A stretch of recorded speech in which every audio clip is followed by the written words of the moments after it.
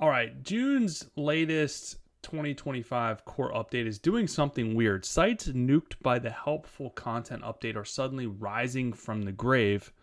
But is this a trap? What does this mean? So today I want to break down what is happening, what content sites are seeing massive spikes, whether it's time to invest in one, and what you should be doing instead, especially if you're trying to make money, not just write, cute blog posts. So let's get into it.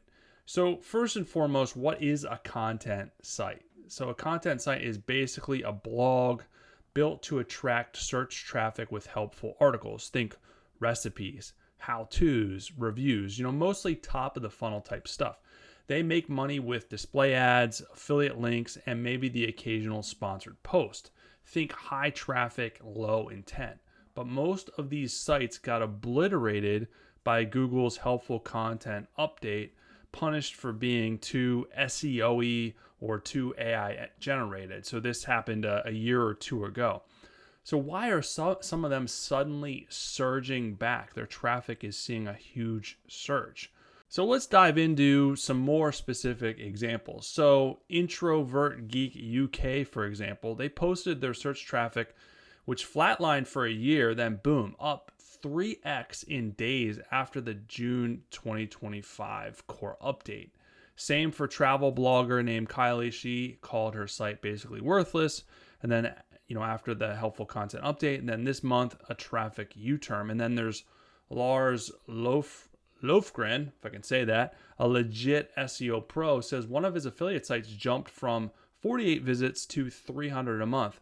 Still tiny, but the direction completely flipped. Lars's take on this basically is the pessimist in me is saying this is temporary. And honestly, he's probably not wrong for such a drastic turn in traffic.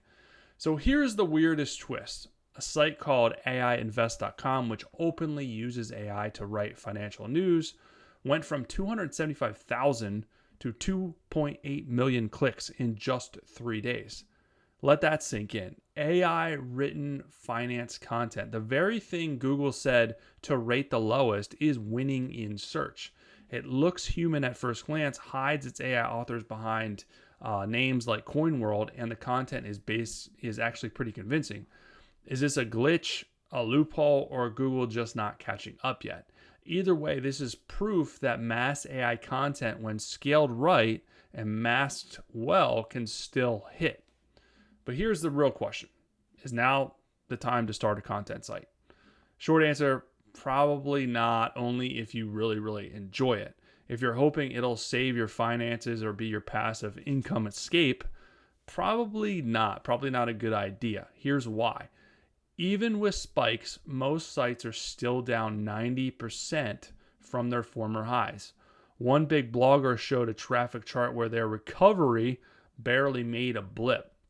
Plus, Google AI overviews are now stealing 34% of all clicks from informational keywords. So if you're writing purely educational content, you're not just competing with humans anymore, you're competing with Google itself and the AI LLMs out there.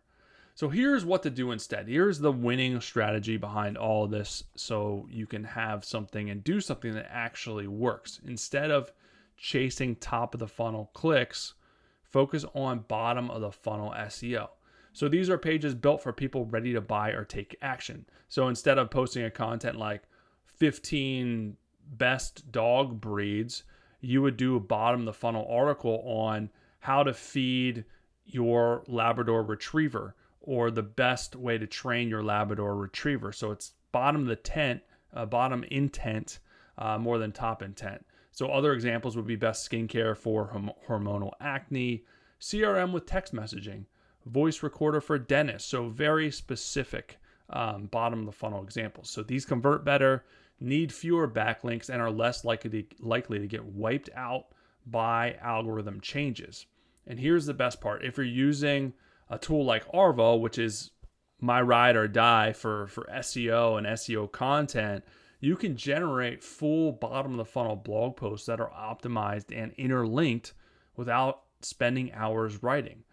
So this is seriously a game changer and something that I would highly recommend. What's more is you can upload all of your brand assets and the AI will write in your voice using your resources, so it's less likely to be picked up and flagged for AI content, which is amazing. And it's so easy to generate blog articles. So real quick, if you're going to do a bottom of the funnel blog article, you would just go in here and write your bottom of the funnel keyword, or you'd write the keyword that you want to target for, and the bottom of the funnel target title, like best skincare for hormonal acne, and then hormonal acne would be your keyword, and then you could generate these bottom of the funnel blog articles. Here's an idea to give you an idea of some of these articles that have been generated for clients and for my own businesses. You can kind of see. So here's one for best dentist in Chicago, and you can kind of see this is, you can upload your own images that it'll pull from, or it'll generate them for you with alt text. Here's the targeted keywords, and these are all the key takeaways is all for AI overviews. And then what's nice is you can include your sitemap, and it'll include links to your other pages, basically improving the authority. It'll include excerpts. It'll include all of this stuff for SEO. And then at the bottom, it'll include charts, graphs to improve authority. And then it'll include FAQ, frequently asked questions, which is fantastic for AI overviews. So this is the game-changing resource that I would use to do this effectively and get picked up by AI overviews, to release blog posts that will actually get traffic and actually get you clients back to your website. So there's a link below to try Arvow for free. You can try it out. This is the best tool that you could have in your tool belt to fight against all these constant changes and the AI overviews, because this content is going to be unrecognizable from an AI standpoint. And it's much better than doing like the problem that people are having is they're copying and pasting ChatGPT articles, which don't have anything to do with the SEO components that really matter in terms of AI and in terms of Google to get picked up. So this is what you should be using instead, rather than doing that. If you still want to dabble in content sites, do it smart. Add 1 to 2 blog posts a month to support your product pages, make them natural. You can even repurpose email newsletters and articles. Just change newsletter to article and boom, SEO content. You don't need a massive content calendar. You need to be purposeful with your content that builds topical authority. So are content sites making a comeback? Maybe, but you shouldn't put all your eggs in that basket. If you're building for ROI, not nostalgia, build SEO pages that solve a specific problem, target buying intent, and work with the algorithm, not against it. So if you want help doing that, check out Arvow. That is, like I just showed you, that is a great way to build out bottom of the funnel blog articles and link to other blog articles and link to other pages using your own brand assets, your knowledge base, all the things that you can include and integrate inside the program. So check that out. There is a link below for that. If you want the latest SEO news and happenings, check out this latest video I just did. I'll be back soon with some more good stuff for you.